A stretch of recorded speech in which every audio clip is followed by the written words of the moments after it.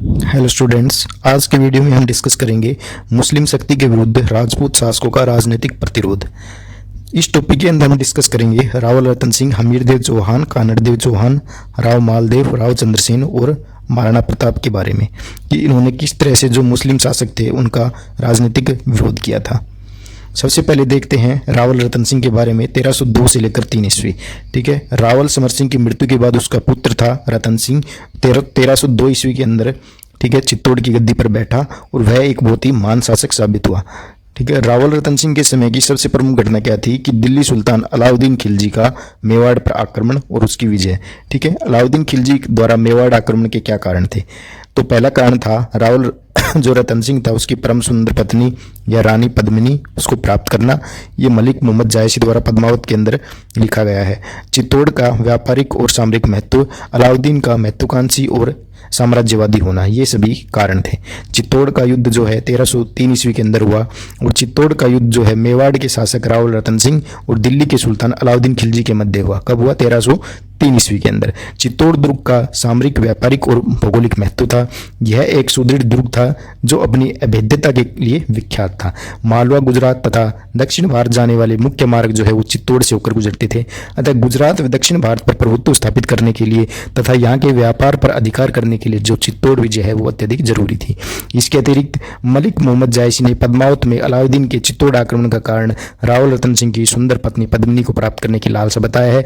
इतिहासकार दशरथ शर्मा जो है उन्होंने भी इस कांड को मान्यता दी है।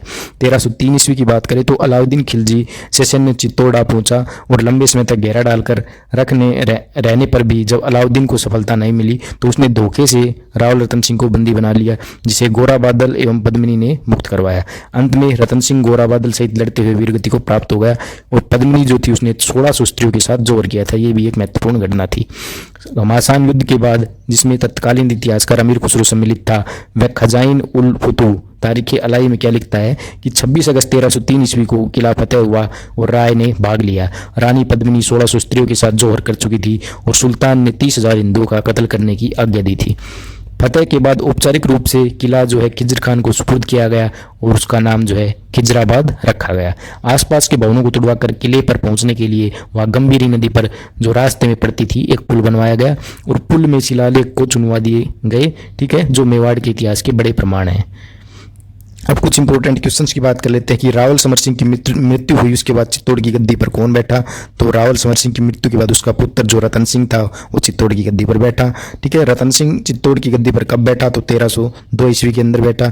चित्तौड़ का युद्ध कब हुआ? तो 1303 ईस्वी के अंदर। हम सभी डिस्कस कर चुके हैं। अलाउद्दीन खिलजी सेशन ने चित्तौड़ कब आ पहुंचा? तो 1303 ईस्वी के अंदर। ठीक है, रानी पद्मिनी ने कितनी स्त्रियों के साथ जोर किया था? तो 1600 स्त्रियों के साथ जोर किया था। नेक्स्ट आपके आते हैं हमीरदेव चौहान।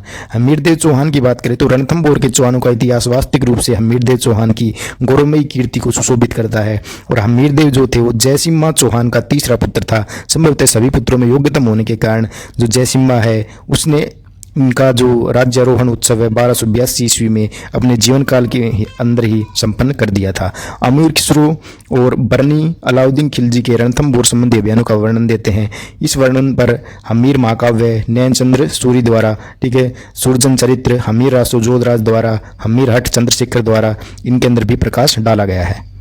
हमीरदेव चौहान की दिग्विजय नीति की अगर हम बात करें तो राणा हमीरदेव चौहान जो था उन्होंने दिग्विजय की नीति अपनाई। उसने समस्त उत्तर पश्चिम के राजपूत शासकों को जीता। ठीक है, उसने सर्वप्रथम भीमरस के शासक अर्जुन को परास्त कर धार के शासक भोज परमार को परास्त किया। ठीक है, तदंतर वह उत्तर की ओर चित्तौड़, आबू, वर्धनपुर, पुष्कर, चंपा होता हुआ स्वदेश लौटा और इस अभियान में त्रिभुवन नगरी के शासक ने उसकी अधीनता जो है वो स्वीकार की। इस विजय अभियान से लौटने के बाद हमीर ने कोटि यजन या अश्वमेध जैसा ही एक आयोजन किया। ठीक है, राजपुरोहित विश्वरूप था। हमीरदेव चौहान और जलालुद्दीन खिलजी की अगर हम बात करें तो जलालुद्दीन जो खिलजी था उसने 1290 ईस्वी में झाई के दुर्ग पर आक्रमण किया जिसमें उसे सफलता भी मिली। इस दुर्ग को बचाने का हमीर ने प्रयत्न किया परंतु गुरुदास सैनी जिसने चौहान सेना का नेतृत्व किया था वो इस युद्ध के अंदर मारा गया। झाई की वजह से जो जलालुद्दीन खिलजी था उसका साहस बढ़ गया। उसने आगे बढ़कर जो रणथंभौर दुर्ग था उसका घेरा डाल लिया। अमीर खुसरो एवं बरनी की तारिक ए फिरोजशाही के अनुसार दुर्ग को जीतने के जलालुद्दीन के समस्त प्रयास जो है वो असफल रहे थे। अंत में सुल्तान ने दुर्ग की घेराबंदी उठाने तथा वापस लौट चलने का आदेश दिया। सुल्तान जलालुद्दीन ने कहा कि ऐसे 10 दुर्गों को भी मुसलमान के एक बाल के बराबर महत्व नहीं देता। ठीक है, जो ही सुल्तान की सेना लौट गई कि हमीर ने जाइन पर पुनः अपना अधिकार स्थापित कर लिया। जलालुद्दीन खिलजी के अभियानों का वर्णन जो अमीर खुसरो ने मिफ्ता उल फुतूह के अंदर किया है। अब बात कर लेते हैं हमीर देव चौहान और अलाउद्दीन खिलजी की। ठीक है, जलालुद्दीन खिलजी की हमने पहले डिस्कस की, अब डिस्कस करेंगे अलाउद्दीन खिलजी के साथ। ठीक है, अलाउद्दीन खिलजी जो था ये एक साम्राज्यवादी शासक था। दूसरी ओर हमीरदेव चौहान जो है महत्वाकांक्षी शासक था। अमीर ने कुल मिलाकर 17 युद्ध लड़े थे, जिनमें से 16 युद्धों के अंदर वो विजयी रहा था। 17वें तथा अंतिम युद्ध में वह दिल्ली सुल्तान अलाउद्दीन खिलजी की सेना से लड़ता हुआ वीरगति को प्राप्त हुआ। रणथंभौर दुर्ग पर आक्रमण के क्या कारण थे? ये हमीर ने राज कर देना जो है बंद कर दिया था। उसने अलाउद्दीन के मंगोल विद्रोहियों को आश्रय दिया था, जिसके नेता मोहम्मद शाह और केबरू थे। सुल्तान अलाउद्दीन खिलजी ने रणथंभौर विजय को अपनी उत्तरी भारत विजय का एक अंग जो है बनाया। दुर्ग पर आक्रमण के बहाने भी उसे मिल गए। बरनी के अनुसार एक कारण तो यह था कि हमीर ने राज करना बंद कर लिया, और दूसरा कारण यह था कि उसने मंगोल विद्रोहियों को आश्रय दे रखा था। ठीक है, ये मंगोल विद्रोही जो थे मीर मोहम्मद शाह और के हेब्रू के नेतृत्व में जालोर से उलुग खो और नुसरत खो के खेमे से भागकर जो है हमीर की शरण में आ गए थे। हमीर ने मोहम्मद शाह को जगाना की जागीर भी दी। जब ये विद्रोही जो है हमीर के दरबार में चले गए तो सुल्तान ने उसे विद्रोहियों को लौटा देने के लिए लिखा। हमीर ने इसको लौटा देना अपनी शान और वंश मर्यादा के विरुद्ध समझा और युद्ध के लिए तैयार हो गया। अमीर हट के अनुसार मोहम्मद शाह को सुल्तान की मराठा बेगम चिमना से प्यार हो गया था, और मोहम्मद शाह और बेगम दोनों मिलकर जो है अलाउद्दीन जो था उसको समाप्त करना चाहते थे। अमीर काव्य के अनुसार जब हमीर ने मंगोलों को लौटाने के संबंध में कोरा जवाब दिया तो अलाउद्दीन ने 1299 के अंदर उलुग खान, अलप खान और वजीर नुसरत खान के नेतृत्व में एक बहुत बड़ी सेना रणथंभौर विजय के लिए भेजी। उन्होंने अपनी सेना का पड़ाव बनास के किनारे डाल दिया। इस सेना ने रणथंभौर की कुंजी झाई पर अधिकार कर लिया। हमीर महाकाव्य में क्या लिखा गया है कि हमीर इस समय कोटि यज्ञ समाप्त कर मुनिव्रत में व्यस्त था। इस कारण स्वयं ने जाकर हमीर ने अपने 2 सैनिक अधिकारियों को, जिनके नाम भीम सिंह और धर्म सिंह थे, उनको शत्रु का मुकाबला करने के लिए भेजा। राजपूत सेना ने बनौज के किनारे पड़ी हुई शत्रु सेना पर हमला बोल दिया, जिसमें तुक्कों की हार हुई। राजपूत सेना का एक भाग जो है धर्म सिंह के नेतृत्व में था और लूट का माल लेकर रणथंभौर लौट गया। भीम सिंह की जो टुकड़ी थी वो धीरे धीरे दुर्ग की ओर चली, तो अलप खान ने लौटती हुई जो भीम सिंह की टुकड़ी थी उस पर धावा बोल दिया और इंदुवाट घाटी पर घमासान युद्ध हुआ, जिसके फलस्वरूप भीम सिंह और उसके सैकड़ों साथी जो है रणस्थल पर खेत रहे। उलुग ने राजपूतों का उस समय पीछा करना उचित नहीं समझा और वह दिल्ली लौट गया। इस युद्ध की रणथंभौर में प्रतिक्रिया की अगर हम बात करें तो हमीर महाकाव्य व डॉक्टर दशरथ शर्मा के अनुसार जब भीम सिंह की मृत्यु का समाचार का पता हमीर को चला तो उसे बड़ा दुख हुआ और उसने धर्म सिंह को इस पराभव का उत्तरदायी ठहराया और उसे अंधा कर दिया। ठीक है, उसके पद पर उसके भाई भोज को नियुक्त किया गया और भोज उस समय की बिगड़ी हुई स्थिति को न भाग सका। धर्म सिंह ने ऐसे समय हमीर को धन संग्रह करने का आश्वासन दिलाया कि यदि उसे इस संबंध में अधिकार दिए जाएंगे तो वह धन संग्रह कर देगा। धर्म सिंह, जिसके हृदय में तो अपने अपमान का बदला लेने की भावना जो छिपी हुई थी, क्योंकि उसको अंधा कर दिया गया था और वो राज्य का जो है सर्वेसर्वा बन गया, उसने लोगों पर कई कर लगा दिए और धन संग्रह करने लगा। ठीक है, बलपूर्वक जो है धन संग्रह करने लगा। इस नीति से हमीर की प्रजा में असंतोष जो है वो बढ़ गया। हमीर ने दंडनायक के पद पर रतिपाल को नियुक्त किया, जो उपयुक्त व्यक्ति नहीं था। भोजराज जो है हमीर द्वारा अपनी सेवा से निकाले जाने पर नाराज हो गया था और अलाउद्दीन खिलजी के दरबार में चला गया था। उसने सुल्तान को रणथंभौर पर आक्रमण करने के लिए उकसाना जो है प्रारंभ कर दिया था। नेक्स्ट बात कर लेते हैं उलुग खान का विफल प्रयास। जब अलाउद्दीन को इस प्रभाव का पता चला तो उसने एक बड़ी सुसज्जित सेना जो है रणथंभौर पर आक्रमण के लिए भेजी, जिसका नेतृत्व जो है उलुग खान और नुसरत खान को सौंपा गया। ठीक है, इस बार खिलजी सेना अध्यक्ष हिंदुवाट पार कर जो है झाई लेने में सफल हो गया। झाई विजय के बाद जो उलुग खान था उसने मेलनसी नामक दूत के साथ हमीर के साथ अलाउद्दीन खिलजी का संदेश जो है पुनः भिजवाया। अलाउद्दीन का आना और दुर्ग का पतन। जो ही अलाउद्दीन को इस स्थिति के बारे में पता चला तो वह एक बड़ी सेना लेकर घटनास्थल पर उपस्थित हुआ और याहिया बिन सर हिंदी के अनुसार हमीर के पास 12,000 घुड़सवार थे, हजारों पदाती तथा अनेक हाथी थे। ठीक है, अमीर खुसरो के अनुसार अमीर के पास 10,000 घुड़सवार थे और अमीर खुसरो अपनी रचना जो है खजाइन उल फुतूह में इस अभियान का आंखों देखा वर्णन करते हुए लिखता है कि सुल्तान ने इस आक्रमण में पासेब मगरबी व अदा की सहायता ली। अलाउद्दीन ने लगभग 1 वर्ष तक जो है रणथंभौर दुर्ग पर घेरा डाले रखा, लेकिन उसे कोई सफलता प्राप्त नहीं हुई। अंत में उसने कूटनीति द्वारा काम लिया और अलाउद्दीन ने हमीर के सेनापति रतिपाल, सेनानायक रणमल तथा एक अधिकारी सर्जुनसाल को लालच देकर अपनी तरफ मिला लिया। हमीर का जो सेनानायक था रतिपाल और अलाउद्दीन में संधि वार्ता चली और सुल्तान ने जो किले को है हमीर से छीन करके रतिपाल को देने का लोभ देकर उसको अपनी ओर मिला लिया। रतिपाल जब किले में गया तो उसने रणमल को भी अपनी ओर मिला लिया। रणथंभौर का साका की अगर हम बात करें तो दुर्ग का घेरा जो है बहुत दिनों से चल रहा था, जिसमें दुर्ग में रसद आदि की कमी हो गई। दुर्ग वालों ने जब अंतिम निर्णायक युद्ध का विचार किया, राजपूतों ने केसरी अवस्था धारण करके साका किया और राजपूत सेना ने दुर्ग के दरवाजे खोल दिए, भीषण युद्ध करना प्रारंभ किया। दोनों पक्षों के अंदर जो है आमने सामने का युद्ध हुआ। एक और संख्या बल में राजपूत कम थे और सुल्तान की जो सेना थी वो कई गुना बड़ी थी, जिसके पास जो है पर्याप्त युद्ध सामग्री भी उपलब्ध थी, रसद भी थी। ठीक है, राजपूतों के पराक्रम के सामने मुस्लिम सैनिक जो है टिक नहीं सके, वे भाग छूटे और भागते हुए मुस्लिम सैनिकों के झंडे जो है राजपूतों ने छीन लिए। वे वापस राजपूत सेना दुर्ग की ओर लौट पड़ी। लेकिन वहाँ पर क्या हुआ कि दुर्ग में जो रानियां थी उन्होंने मुसलमानों के जो झंडे थे वो दुर्ग की ओर आते देखे तो उन्होंने समझा कि राजपूत हार गए और ये मुस्लिम आ रहे, तो उन्होंने जोहर कर लिया और अपने आप को अग्नि को समर्पित कर दिया। ठीक है, किले में प्रवेश करने पर जोहर की जो लपटों को देखकर हमीरदेव चौहान थे उन्हें अपनी भूल का जो है एहसास हुआ और उन्होंने प्रायश्चित करने के लिए किले में स्थित शिव मंदिर पर अपना मस्तक काटकर शंकर भगवान के शिवलिंग पर चढ़ा दिया। ठीक है, अमीर खुसरो इस अभियान में अलाउद्दीन खिलजी के साथ था। उसने लिखा कि जब घायल अवस्था में मोहम्मद शाह और केन मंगोत्ता नेता को अलाउद्दीन के सामने लाया गया तो वे घाव के दर्द से करा रहे थे। तो उसमें अलाउद्दीन ने पूछा यदि तुम्हारी चिकित्सा करवा दी जाए, तुम्हें जीवन दान दे दिया जाए तो तुम क्या करोगे? तो उन्होंने उत्तर दिया कि सबसे पहले तो हम तुम्हारी हत्या करेंगे और उसके बाद हमीरदेव के किसी वंशज को रणथंभौर की गद्दी पर बिठाकर उसकी सेवा करेंगे। अलाउद्दीन ने कहा कि काश ये विचार मेरे प्रति होते और अलाउद्दीन ने उन दोनों की हत्या करवा दी।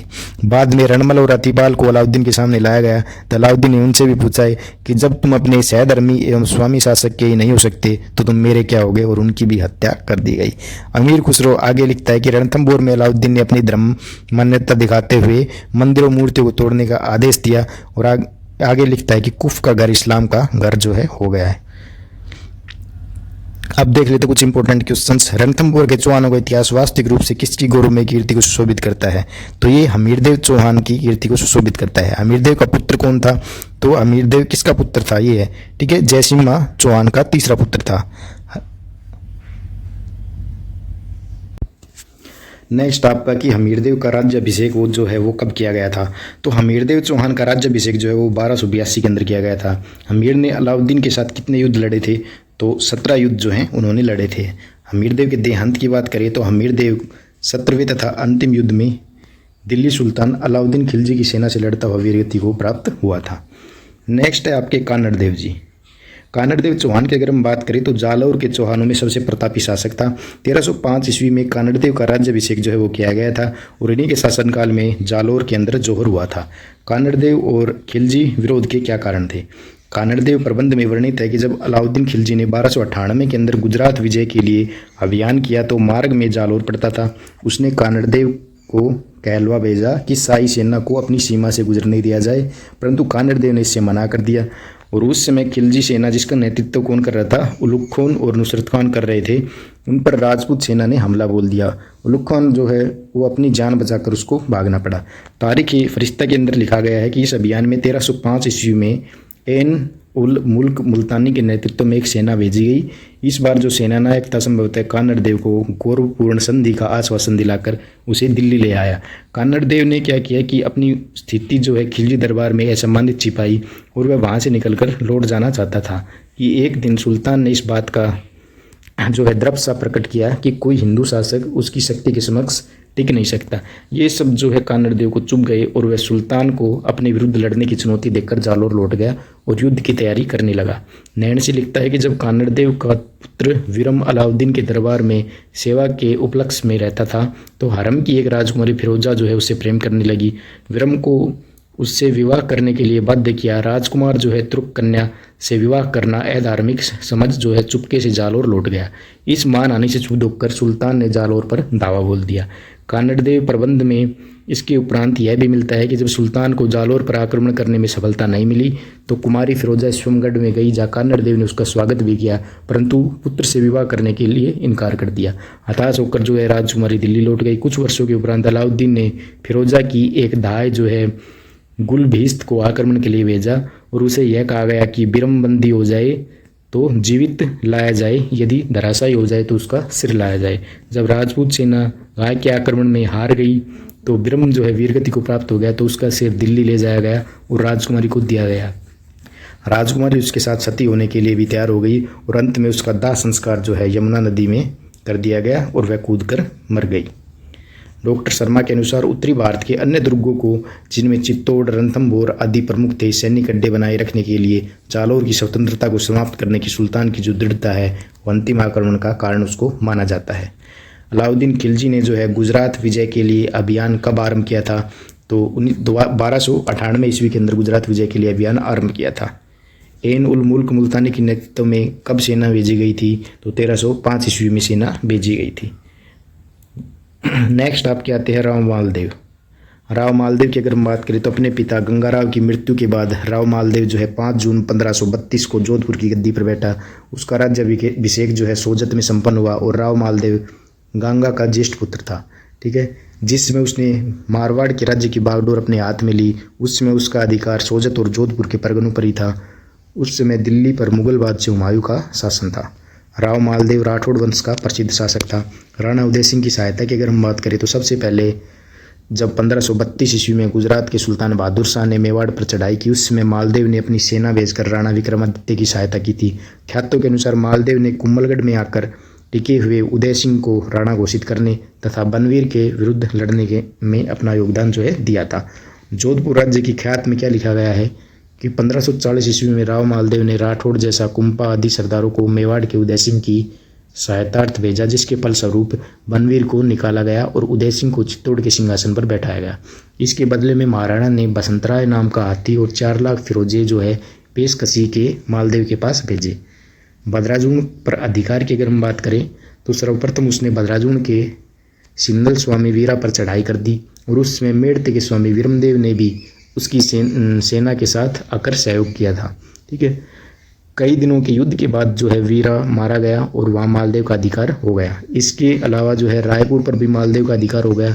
और मालदेव की नागौर विजय की बात करें तो नागौर के शासक दौलत खान ने जब मेड़ता लेने का प्रयत्न किया तब मालदेव ने खान पर चढ़ाई कर नागौर पर अपना अधिकार कर लिया और राव ने विरम मांगलियोत को यहाँ का हाकिम जो है नियुक्त कर दिया।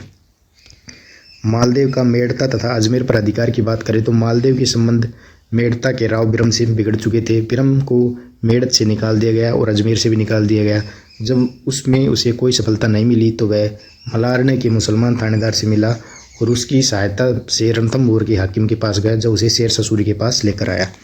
पहोबा साहिबा का युद्ध की बात करें तो मालदेव 1542 ईस्वी के आसपास राज्य विस्तार की इच्छा से कूपा की अध्यक्षता में एक बड़ी सेना बीकानेर की तरफ उसने भेजी। राव जैत से मुकाबला करने के लिए साहिबा के मैदान में पहुंचा। मालदेव की शक्तिशाली सेना के सामने नहीं टिक सका और अनेक युद्धों के साथ खेत रहा। मालदेव ने जांगल देश पर अधिकार जो है स्थापित कर लिया था। राव मालदेव और हुमायूं के युद्धों की बात करें तो शेरशाह सूरी से हारने के बाद हुमायूं सिंध की ओर भागा और 1541 के प्रारंभ में बक्कर पहुंचा। मालदेव ने इसी समय हुमायूं के पास यह संवाद भेजा कि वह उसे शेरशाह के विरुद्ध सहायता देने के लिए उद्यत है। इस संदेश में सूझबूझ थी क्योंकि शेरशाह की अनुपस्थिति में मालदेव सीधा दिल्ली और आगरा की ओर प्रयास कर सकता था और हुमायूं के नाम से अपने समर्थकों की संख्या भी बढ़ा सकता था। परंतु हुमायूं ने इस सुझाव पर कोई ध्यान नहीं दिया क्योंकि उसे ठट्टा के शासक शाह हुसैन की सहायता से गुजरात विजय की आशा थी। वह 7 माह सेवानी के घेरे में अपनी शक्ति का जो है अपव्यय करता रहा। अब जो शाह हुसैन तथा यादगार मिर्जा उसके विरोधी बन चुके थे। इस निराशा के वातावरण में क्षुब्ध होकर हुमायूं ने लगभग 1 वर्ष बाद मारवाड़ की ओर जाने का विचार किया। 7 मई 1542 को हुमायूं जो है जोगी तीर्थ कुले जोगी पहुंचा।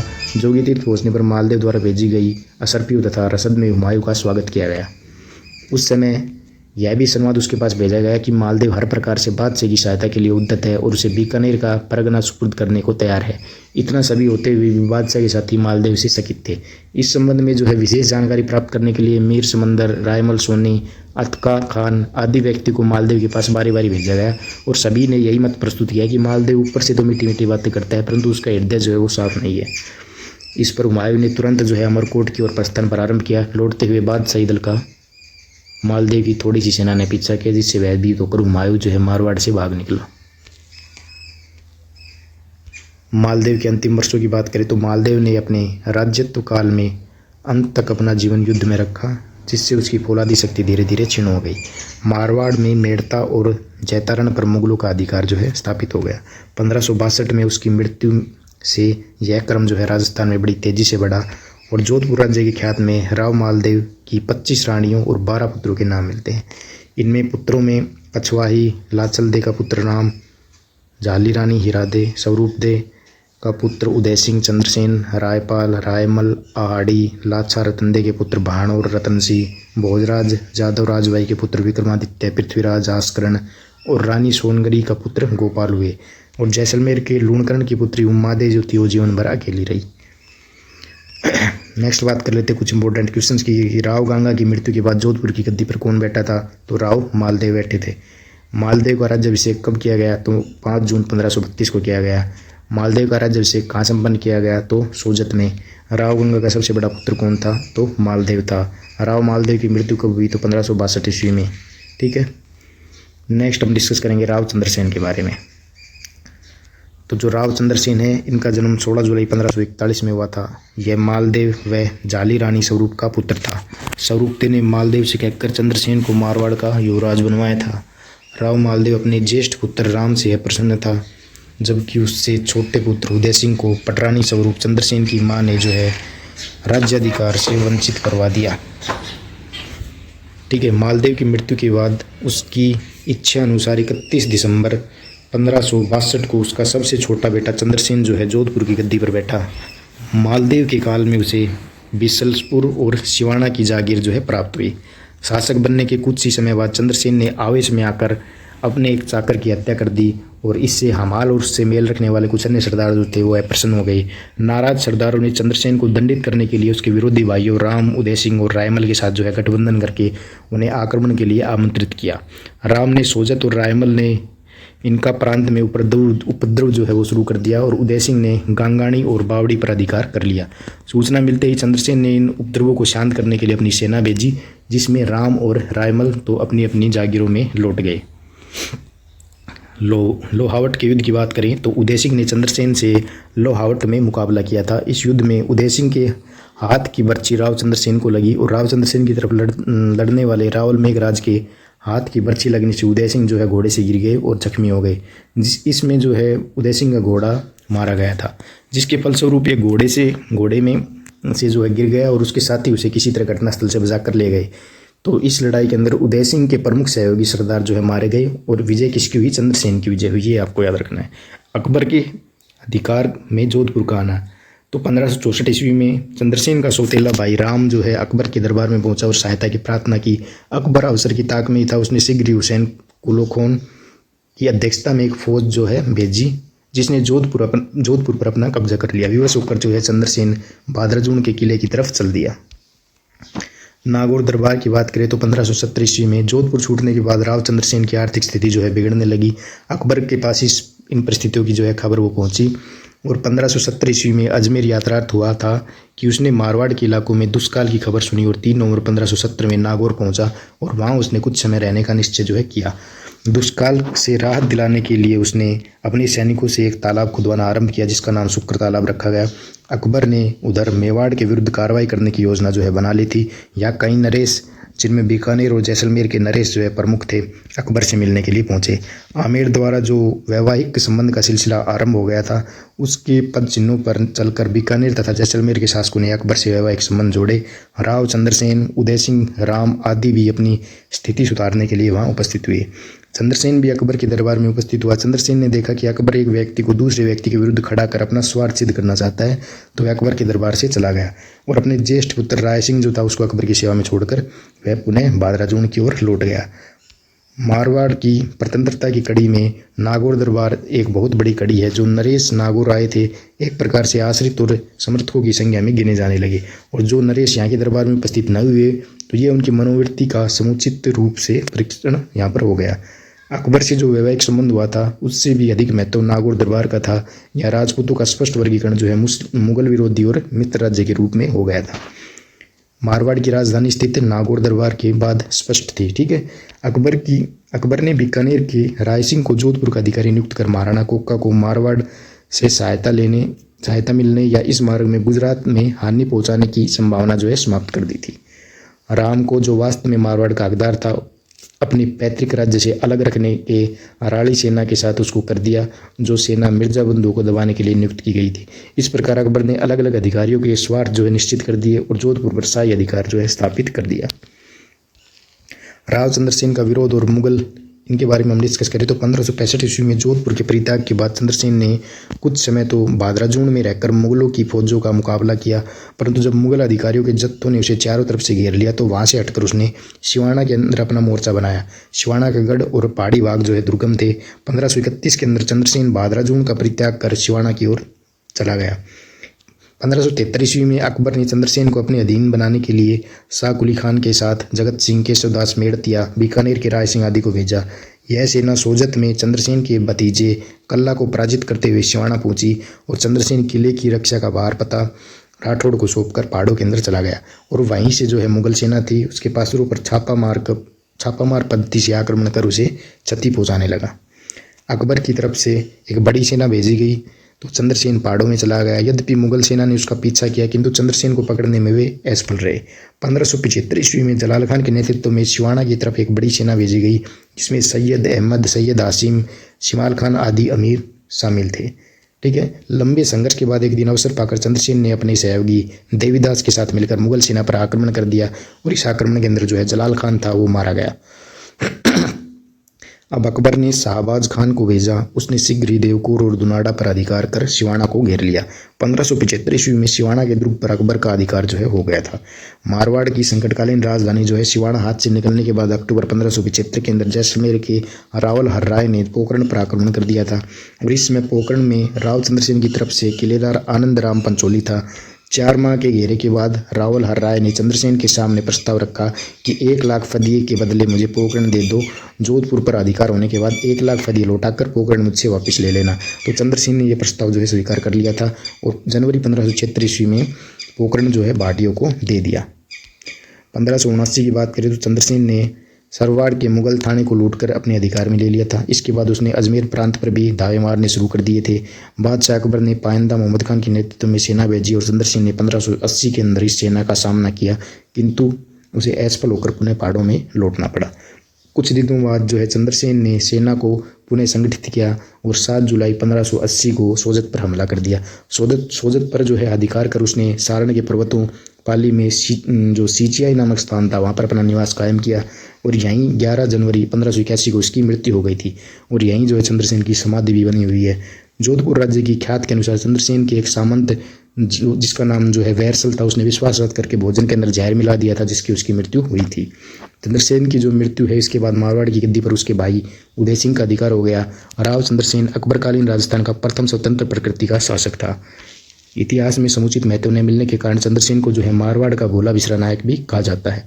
राव चंद्रसेन ऐसा प्रथम राजपूत शासक था जिसने अपनी रणनीति में दुर्ग के स्थान पर जंगल और पहाड़ी क्षेत्र को अधिक महत्व दिया। खुले युद्ध के स्थान पर छापरमार जो युद्ध प्रणाली है उसको महत्व दिया था इसने। और मेवाड़ के महाराणा उदय सिंह के बाद चंद्रसेन जो है राजपूताने का दूसरा ऐसा शासक था जो छापामार युद्ध प्रणाली को महत्व दिया था। इस प्रणाली के अनुसरण ये जो प्रणाली है इसका अनुसरण महाराणा प्रताप ने भी किया था और राव चंद्रसेन को महाराणा प्रताप का पथ प्रदर्शक भी माना जाता है, इसलिए राव चंद्रसेन को मारवाड़ का प्रताप भी कहा जाता है।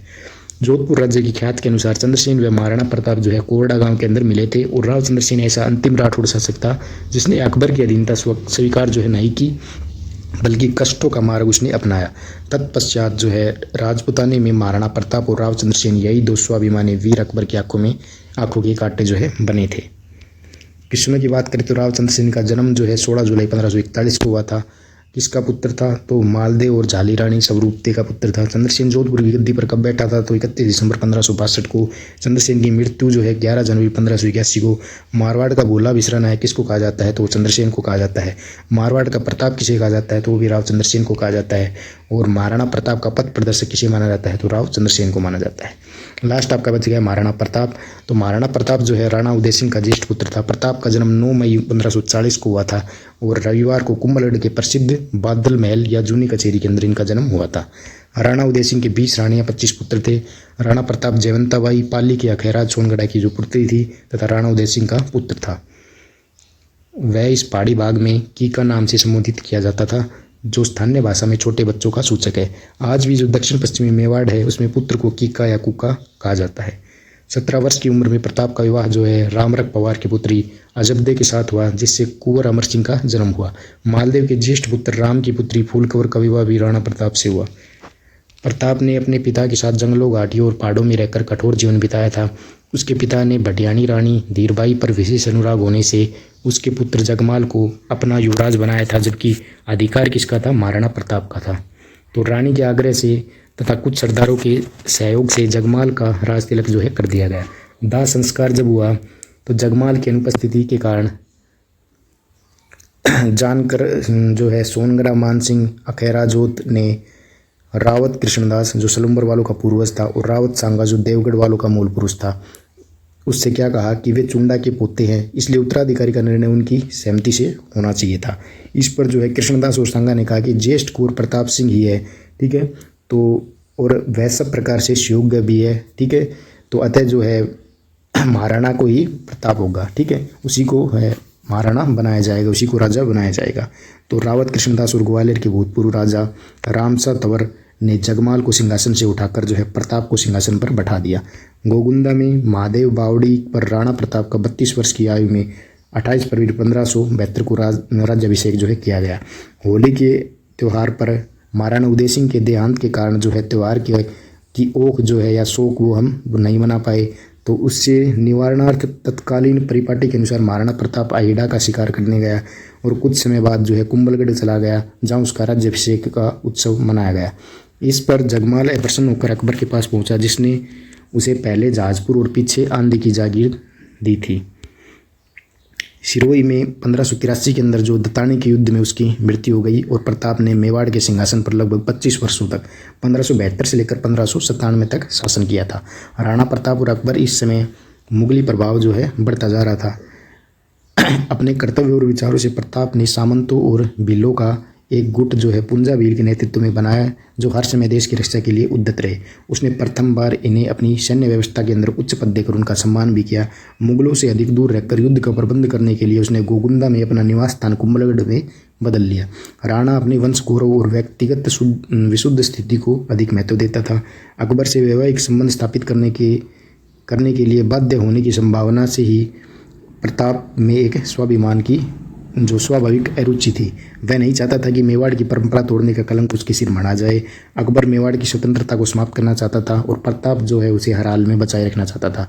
तो इन दोनों की जो मनोवृत्ति और भावना है वो एक दूसरे के विपरीत थी, जिससे जो है हल्दी घाटी के युद्ध का एक कारण बनी। अकबर द्वारा राणा के पास भेजे गए 4 शिष्टमंडल थे, तो वे कौन कौन से थे? जलाल खान को भेजा सितंबर 1572 में, कुंवर मान सिंह को अप्रैल 1573 में, भगवंत दास को सितंबर 1573 में और टोडरमल को दिसंबर 1573 में। ये आपको मेन रूप से याद रखने हैं। अकबर ने अपनी गुजरात विजय के बाद अपने मनसबदार जलाल खान कोर्ची को राणा प्रताप के पास इस आशय से भेजा कि वो राणा अकबर की अधीनता स्वीकार कर ले। राणा प्रताप ने शिष्टता के साथ इस प्रस्ताव को जो है अस्वीकार किया और अप्रैल 1573 ईस्वी में जब मान सिंह ने राणा को इस संबंध में टोला तो उसने अकबर की अधीनता मानने में आनाकानी की, तो मान सिंह अंत में असफल होकर लौट गया। इसके बाद इसी आशय से उसने 2 और पैगाम महाराणा के पास भेजे, भगवंत दास तथा टोडरमल के नेतृत्व में, परंतु पहले की बातें वे भी विफल रहे और अलबत्ता व्यवहार और वार्तालाप में राणा जो है शिष्टता की सीमा के अंदर रहा। मान सिंह का महाराणा प्रताप से मिलना। अकबरनामा और इकबालनामा के अनुसार मान सिंह गुजरात से लौट रहा था, तो उसे आदेश दिया गया कि वह उदयपुर जाकर राणा प्रताप को समझाए कि वह अकबर की सर्वोपरि शक्ति को मान्यता दे और शाही दरबार में उपस्थित हो।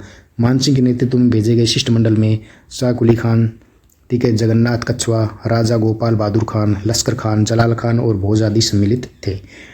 तो गोपीनाथ शर्मा ने सदाशिव कृत, राजरलाकार और रणछोड़ भट्ट कृत अमर काव्यम के आधार पर मत स्पष्ट किया कि राणा प्रताप और कुंवर मानसिंह की भेंट गोगुंदा में हुई थी। अमर काव्य में स्पष्ट तौर पर लिखा हुआ है कि प्रताप ने मानसिंह का आतिथ्य उदय सागर की पाल पर किया था। दयालदास कृत राणायसो, रावल राणा रीबात, किशोरदास कृत राजप्रकाश सिसोदिया, ये ख्यात आदि अन्य स्रोतों में क्या लिखा हुआ है कि मानसिंह और प्रताप के बीच वार्ता उदय सागर में ही हुई थी। सभी आधुनिक इतिहासकारों ने मानसिंह प्रताप वार्ता जो है उदयपुर में ही होने की पुष्टि की है।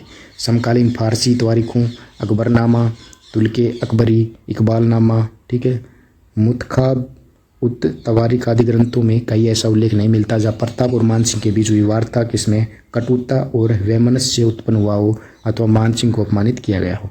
1628 ईस्वी में जीवनदर द्वारा लिखित ग्रंथ अमरसागर में इस घटना का उल्लेख ही नहीं है। सदाशिवकृत राजरत्नाकर ग्रंथ में उल्लेख मिलता है कि प्रताप ने मानसिंह को सेना सहित भोजन के लिए आमंत्रित किया, परंतु बार बार बुलाने पर भी भोजन के समय महाराणा प्रताप जो है उपस्थित नहीं हुए। तब मानसिंह ने लोगों से प्रताप के न आने का कारण पूछा। धीमी आवाज़ में किसी ने कहा कि प्रताप अपने को उच्च कुल का क्षत्रिय जो है मानता है और आपका संबंध जो है यवनों से है, तो अतः वो आपके साथ बैठकर भोजन करने में सक्षम नहीं है या भोजन करने के पक्ष में नहीं है। मानसिंह के चले जाने के पश्चात प्रताप ने पाकशाला को गंगा जल से धुलवाया और शस्त्रोक्त तरीके से जो है पवित्र किया। मानसिंह को जब इसकी सूचना मिली तो उसने प्रताप को चुनौती भरा पत्र भेजा, जिसमें लिखा कि आपने पवित्रता से जिस तरह क्षत्रियत्व को कायम रखा है उसको रणभूमि में भी दिखाना। अकबर के आदेश से वह शाही सेना के साथ जो है मेवाड़ पर चढ़ आया और रणछोड़ रचित राज प्रस्तुति में केवल यह लिखा गया कि भोजन के प्रसंग को लेकर प्रताप और मानसिंह के बीच वैमनस्य हो गया। राजप्रकाश के लेखक किशोरदास का कथन है कि प्रताप ने मानसिंह को भोजन के लिए आमंत्रित किया। 2 पंक्तियों में भोजन के लिए बैठने की व्यवस्था की गई थी। मानसिंह ने प्रताप को एक पत्तल पर बैठने का आग्रह किया। प्रताप नहीं बैठा क्योंकि एक भूपति की भांति भोजन करने के लिए वहाँ कोई व्यवस्था नहीं थी। प्रताप किणरी पाती भूपति जो मैं बाती, मानसिंह खिसियाकर भोजन किए बिना उठकर जो है वहाँ से चला गया। उसने अकबर को राणा के विरुद्ध जाकर के उकसाया था। जयपुर वंशावली और कछवा वंशावली में भी इस घटना का जो है विवरण मिलता है। इसमें एक विशेष बात यह है कि राणा प्रताप के पास राम प्रसाद नामक एक हाथी था जिसकी ख्याति चारों ओर फैली हुई थी। अकबर इस हाथी को प्राप्त करने का इच्छुक था। मानसिंह ने इस हाथी को प्रताप से अकबर के लिए मांगा, लेकिन प्रताप ने इसे देने से मना कर दिया था। प्रताप पेट दर्द का बहाना बनाकर मानसिंह के साथ भोजन करने के लिए भी नहीं बैठा। मानसिंह ने भोजन में परोसी गई खीर जो है अपने साथ आए 300 कुत्तों को खिला दी थी। मानसिंह ने युद्ध की धमकी दी और वह भोजनशाला से उठकर चला गया। कर्नल जो टोड थे उन्होंने भी इसका समर्थन किया है और बताया है कि यहाँ एक भोज का आयोजन राणा की तरफ से आतिथ्य के रूप में किया गया था, जिसमें राणा ने स्वयं उपस्थित न होकर अपने कुंवर अमर सिंह को भेजा। जब यह पूछा गया कि राणा इसमें सम्मिलित क्यों नहीं हुआ तो उसने बताया कि वे कुछ अस्वस्थ है। मानसिंह ताड़ गया कि राणा जो है उसे परहेज करते हैं क्योंकि कछुआओं ने अकबर से वैवाहिक संबंध जो है स्थापित कर लिया है। कुंवर बिना भोजन किए ही वहाँ से चला गया और ठीक इस घटना के बाद जो है अपमान का बदला लेने के लिए मुगल सेना को लेकर मेवाड़ में आधमका। मानसिंह और प्रताप से मिलने का स्थान जो है अबुल फजल के अंदर गोगुंदा दिया हुआ है, न कि उदय सागर। ये भी याद रखना है। राज रत्नाकर और अमर काव्य में मानसिंह महाराणा प्रताप की भेंट जो है अच्छे ढंग से होने का उल्लेख भी मिलता है। आधुनिक इतिहासकार कर्नल टोड, श्यामलदास, गौरीशंकर, हीराचंद ओझा आदि ने स्वीकार भी किया है कि भोजन के समय प्रताप और मानसिंह के बीच कटुता व वैमनस्य हुआ था। और इसके विपरीत जो है आशीर्वादी लाल श्रीवास्तव और गोपीनाथ शर्मा ने उपयुक्त ग्रंथों में दिए विवरणों को मात्र चारणों और भाटों के मस्तिष्क की उपज ही माना है। रघुवीर सिंह की मान्यता है कि विदाई के समय कोई वीरस या प्रिय घटना निश्चित रूप से हुई होगी, लेकिन साथ ही वे लिखते हैं कि उदय सागर की पाल पर मानसिंह और प्रताप के बीच हुई वार्ता से संबंधित बात में ग्रंथों ख्यातवादी में दिए हुए विवरण जो है अतिरंजित और अविश्वसनीय है। स्वभूमि ध्वंस की नीति। प्रताप ने जब अकबर की एक भी बात नहीं मानी तो वह भी ताड़ गया कि इसकी प्रतिक्रिया उसके राज्य के लिए भयंकर परिणाम ला सकती है। यह समझते हुए उसने पुंजा नामी नेता को अपने भील सहयोगियों के साथ बुलाकर मेवाड़ की सुरक्षा प्रबंध के अंदर लगाया। जिस भूमि पर प्रताप अपना नियंत्रण नहीं रख सका वहाँ उसने जो है स्वभूमि ध्वंस की नीति उसको अनुसरण किया। मेवाड़ के हरे भरे बाग जो है उसको तहस नहस इसलिए करवाया ताकि शत्रु दल उसका प्रयोग न कर सके। प्रताप ने मेवाड़ के केंद्रीय उपजाऊ भाग की जनता को जो है कुंभलगढ़ और केलवाड़ा की ओर पहाड़ी क्षेत्र में जाने के आदेश दिए, जिसमें भीतरी गिरवा और मुगल अधीन मेवाड़ के बीच के उपखंड में जो है यातायात के साधन, खाद्य पदार्थ व घास उपलब्ध ताकि न हो सके। मानसिंह का जो कूच करना है, इसकी बात करें तो अबुल फजल और बदायूनी के अनुसार 3 अप्रैल 1576 ईस्वी को मानसिंह अजमेर से रवाना होकर मांडलगढ़, मोही आदि मुकामों से गुजरता हुआ खमनोर के पास मोलेला गांव में जा टिका। प्रताप ने भी लो सिंह में अपने डेरे डाले। अकबर की ओर से नायक और मानसिंह कछुआ और राणा प्रताप की ओर से पठान हाकिम खान सूर थे। मुगल इतिहास में यह पहला अवसर था जब किसी हिंदू को इतनी बड़ी सेना का सेनापति बनाकर भेजा गया हो। बदायूनी ने अपने संरक्षक नकीब खान से भी इस युद्ध में चलने के लिए कहा तो उसने क्या उत्तर दिया कि यदि सेना का सेनापति एक हिंदू नहीं होता तो वह पहला व्यक्ति होता जो इस युद्ध के अंदर शामिल होता। महाराणा प्रताप की सेना की स्थिति की अगर हम बात करें तो वीर विनोद में उल्लेखित है कि मेवाड़ की ख्यातों के अनुसार मानसिंह के अधीन 80,000 सैनिक, प्रताप के पास 20,000 सैनिक थे। नैणसी के अनुसार जो है मानसिंह के पास 40,000 और प्रताप के पास 9-10 हज़ार सैनिक थे। इतिहासकार बदायूनी के अनुसार मानसिंह की सेना में 5,000 और प्रताप की सेना में 3,000 घुड़सवार थे। दोनों की सेना का अनुपात 4:1 था। ठीक है, 80,000 इसके अंदर थे और 20,000 जो है आपके प्रताप के पास थे। मुगल सेना में हरावल सेना का सबसे आगे आने वाला भाग जो था उसका नेतृत्व सैयद हासिम जो है वो कर रहा था। उसके साथ मोहम्मद बाद रफ़ी, राजा जगन्नाथ और आसफ खान थे। प्रताप की सेना के हरावल में हकीम खान सूरी अपने पुत्रों सहित जो है ग्वालियर का रामसा पुरोहित, गोपीनाथ शंकरदास चारण जैसा, ठीक है, पुरोहित जगन्नाथ, सलुम्बर का चूड़ावत, कृष्णदास, सरदारगढ़ का भीम सिंह, देवगढ़ का राव सांगा, जयमल, मेड़तिया का पुत्र रामदास आदि भी शामिल थे। प्रताप के विरुद्ध अंतिम अभियान। तो 5 दिसंबर 1584 को आमेर के राजा बारमल के छोटे पुत्र कछुआ जगन्नाथ को अजमेर का सूबेदार बनाकर उसके नेतृत्व में एक सशक्त सेना जो है मेवाड़ भेजी गई। जगन्नाथ कछुआ को भी सफलता नहीं मिली। अभी तो 1585 के अंदर असफल और निराश होकर लौटते वक्त उसकी मांडलगढ़ के अंदर जो है मृत्यु हो गई थी। महाराणा प्रताप ने बदला लेने के लिए आमेर के क्षेत्र पर आक्रमण कर मालपुरा को लूटा और झालरा तालाब के निकट शिव मंदिर नीलकंठ महादेव का निर्माण वहां पर करवाया। सैयद राजू और जगन्नाथ कछुआ के अथक प्रयासों के बाद भी वे प्रताप को पकड़ने में सफल जो है नहीं रहे। अकबर को यह अब विश्वास हो गया था कि प्रताप जो है न तो पकड़ा जा सकता है और न ही अपनी प्रभुता स्वीकार करवाई जा सकती है उससे। अकबर जब पश्चिमोत्तर समस्या में उलझ गया और प्रताप के विरुद्ध जो है अभियान उसने समाप्त कर दिया। सन 1585 के बाद अकबर ने मेवाड़ पर कोई भी आक्रमण जो है नहीं किया। राणा ने पहले गोगुंदा फिर कुंभलगढ़ को तत्पश्चात चावंड को अपनी आपातकालीन नई राजधानी बनाया और यहाँ अनेक महल और चामुंडा मंदिर उसने स्थापित किए। जीवन धर की रचना अमर सागर के अनुसार प्रताप ने ऐसा सुदृढ़ शासन स्थापित किया कि महिला और बच्चों को कोई भी डर नहीं था।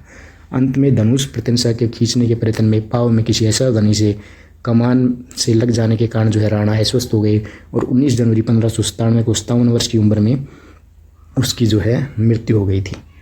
राणा देहांत पर मुगल सम्राट अकबर ने भी शोक प्रकट किया था और इस अवसर पर प्रसिद्ध कवि दुर्साहडा थे, उन्होंने एक दुआ सुनाया था जिससे अकबर जो है भाव विभोर जो है हो गए थे। उसने कवि को प्रोत्साहित किया और सम्मान भी दिया। इंपॉर्टेंट क्वेश्चनों की बात करें तो राणा उदय सिंह का ज्येष्ठ पुत्र कौन था? तो महाराणा प्रताप था। प्रताप के जन्म की बात करें तो 9 मई 1540 को कहाँ हुआ था जन्म? कुंभलगढ़ के प्रसिद्ध बादल महल या जूनी कचहरी के अंदर। प्रताप सिंह का विवाह कितने वर्ष की आयु में हुआ? तो 17 वर्ष की आयु में उनका विवाह हुआ था। किससे हुआ था विवाह? तो रामरत पवार की पुत्री अजबदेव व मालदेव के ज्येष्ठ पुत्र राम की पुत्री फूलकवर से। राणा प्रताप का राज्याभिषेक कब और कितने वर्ष की आयु में हुआ? 32 वर्ष की आयु में 28 फरवरी 1572 को। राज्याभिषेक कहाँ किया गया? तो गोगुंदा में महादेव बावड़ी पर इनका राज्याभिषेक किया गया था। देहांत कब हुआ? 19 जनवरी 1597 को। देहांत कितने वर्ष की उम्र में हुआ? तो 57 वर्ष की आयु में। ठीक है, तो आज की वीडियो में इतना ही। मिलते हैं नेक्स्ट वीडियो में किसी नए टॉपिक के साथ। धन्यवाद।